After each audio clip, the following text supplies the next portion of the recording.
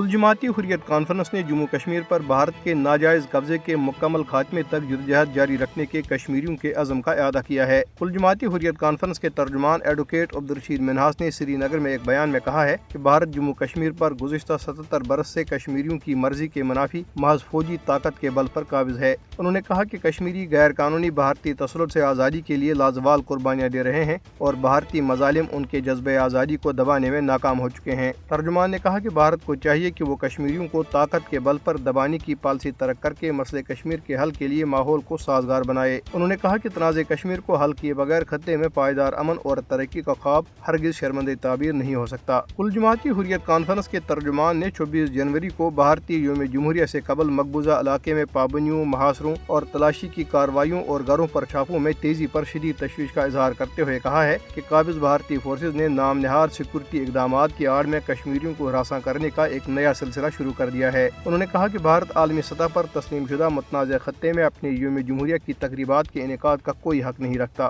ترجمان نے انسانی حقوق کے عالمی اداروں سے مطالبہ کیا کہ وہ کشمیریوں پر بڑھتے ہوئے بھارتی مظالم کا نوٹس لے۔ دریاسنا امور کشمیر پر نظر رکھنے والوں نے خبردار کیا ہے کہ بھارت کی پالیسیاں مقبوضہ جموں کشمیر کے مسلم اکثریتی تشخص کو خطرے میں ڈال رہی ہیں اور یہ علاقے میں آبادی کا تناسب تبدیل کرنے کی سوچی سمجھی کوشش ہے۔ بھارتی وزیراعظم نریندر مودی کے دور میں دفعہ 370 کی منسوخی سے غیر کشمیری ہندوؤں کے لیے کشمیر میں آباد ہونے کا دروازہ کھول دیا گیا ہے، جو اسرائیلی طرز کی آباد کاری کا ہتھ کنڈا ہے۔ ناقدین کا کہنا ہے کہ یہ آبادیاتی تبدیلیاں بین الاقوامی قانون اور اقوام متحدہ کی قراردادوں کے منافی ہیں، جن میں کشمیریوں کے حق خود ارادیت کی توثیق کی گئی۔ مبصرین نے صورتحال کو سنگین قرار دیتے ہوئے اقوام متحدہ اور عالمی برادری پر زور دیا ہے کہ وہ بھارت کو مقبوضہ علاقے میں آبادی کا تناسب تبدیل کرنے سے روکے۔ ادھر سری نگر کے علاقے بادامی باغ میں بھارتی فوج کی چھاونی کے اندر ایک کنٹین میں آگ لگنے سے ایک غیر کشمیری شخص راجیش کمار ہلاک ہو گیا اور کنٹین کا سامان مکمل طور پر تباہ ہو گیا۔ ایک لاپتہ شخص محمد اسحاق کی لاش ڈوڈا کے علاقے کلمال کے قریب مشتبہ حالت میں برآمد ہوئی۔ بھارتی فوج کی سرپرستی میں قائم اور RSS سے منسلک ہندوؤں پر مشتمل مسلح گروہ ولیج ڈیفنس گارڈز پر اس قتل میں ملوث ہونے کا شبہ ہے۔ جموں خطے میں مسلم آبادی کو خوفزدہ کرنے کے لیے تشکیل دیا گیا یہ گروہ خطے میں جرائم اور ٹارگٹ کلنگ کے لیے بدنام ہے۔